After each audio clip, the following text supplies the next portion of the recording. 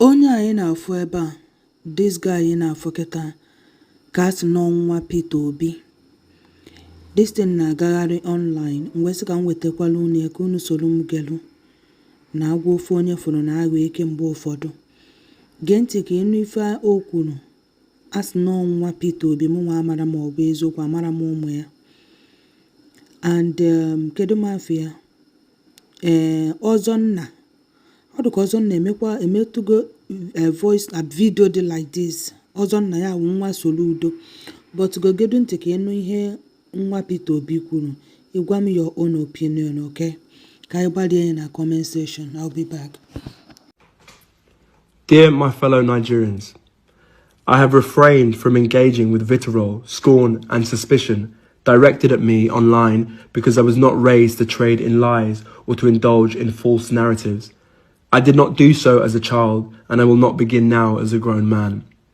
Because of my father's involvement in Nigerian politics, there has been a persistent curiosity and, at times, a malicious obsession with me. Why? I do not know.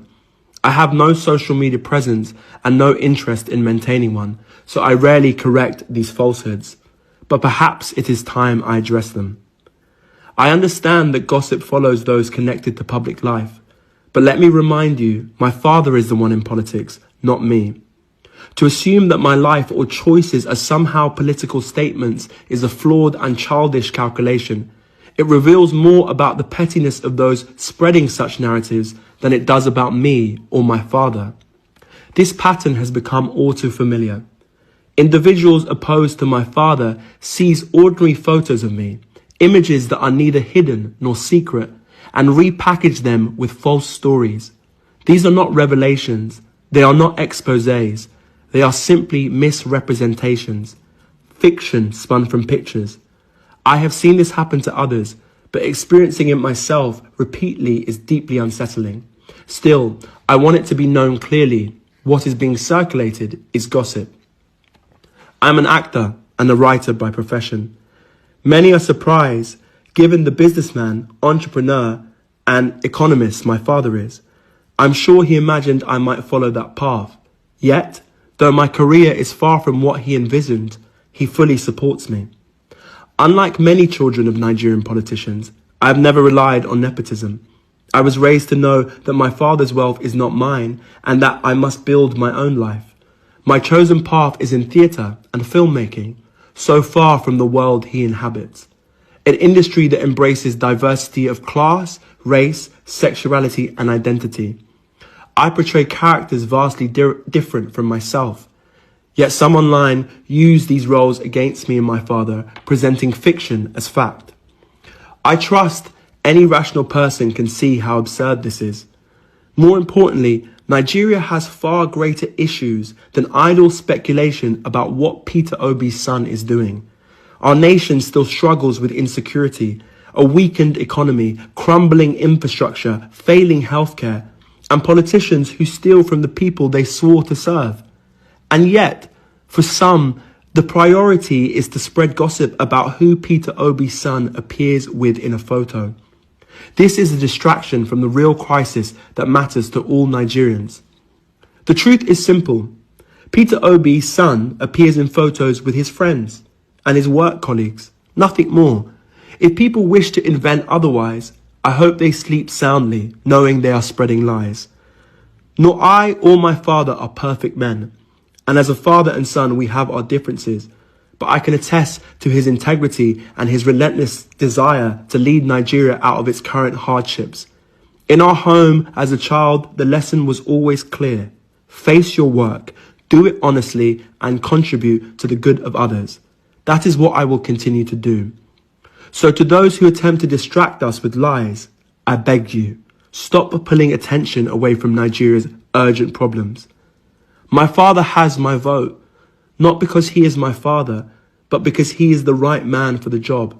If others wish to go low, invent scandals, or attack me to wound him, they are free to do so.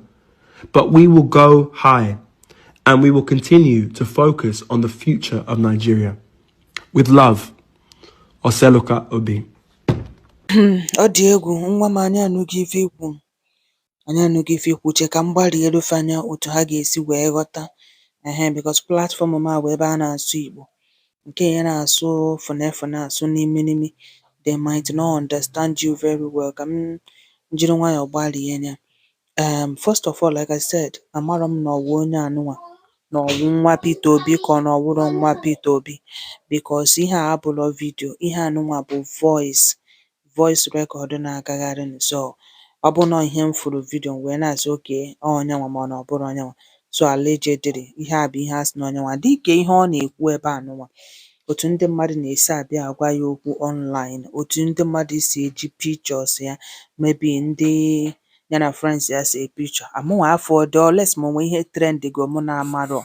Okay, so it looks like ọ na-abụ ha weta picture ya, ha were ya na-pass wrong information about him. So wee na-eme ka amata na mpị a bụ mpị ya. Ịmago ndị Nigeria, as long as enwee family member unu bụ a politics, nọ into politics, sorry, bụ a politician, mma ba atabukwa ile na nna asụ oyibo. So as long as enwelu family member unu bụ a politician nọrọ na politics, they will assume na unu niile dịcha njọ, unu niile na-ebu ego Nigeria. That's what I'm seeing n'ife ọ na-ekwu. So na this video wee na-ekwu na mpị a bụ mpị ya, mpị a mega politics, na onwe ife gbasara ede. Yanwa bụ writer, okay, na ya chụga ego nke ya, na ya soro wee believe na ego nna ya bụ ego ha, na ya likere ịkpata nke. So ndị Nigeria na-abịa ewelu picture ya asị nwa Peter Obi mere nke a mee nke ọzọ, that they should stop na ịmago okwu ndị ahụ ya. So it looks like ndị Nigeria amakwụdị m page ya. It looks like ndị be anyị, ndị Nigeria anyị na-eje na page ya ma ọ bụrụ pictures ya na-akpagharị ekwu one or two, which is ihe ha na-eme ọzọ nna ya wụ nwa Soludo kịta. Ihe a na-akọ the boy n'ọnụ tu wee kerie, ọ drọpụ egwu ebe anụnwa, ndị mmadụ ju na comment section na-akparị ya. In fact, ụfọdụ JDF a na-edere ya, gwa your father na anyị need security, gwa your father na anyị need nke a, gwa your father. Mind you, these kids ha tosiri abroad, some of them, let me just say, some of them, I don't think na ha maalụ much about ihe na-eme dị na Nigeria, because one, most of them eto dị na Nigeria, ịma otu ndị politicians anyị si eme achịfuru ha ụmụ ha abroad, ebe a ka ha ga-agụ akwụkwọ, ebe a ka ha ga-ebi life ha. So sometimes ha amadị ihe anyị nwa nọ Nigeria na-agabiga. Ndị a na-aga na comment section ma ọ wee pictures ha na-pass wrong information is not good though. But nwa Peter Obi, anyị anụghị ife i kwuru.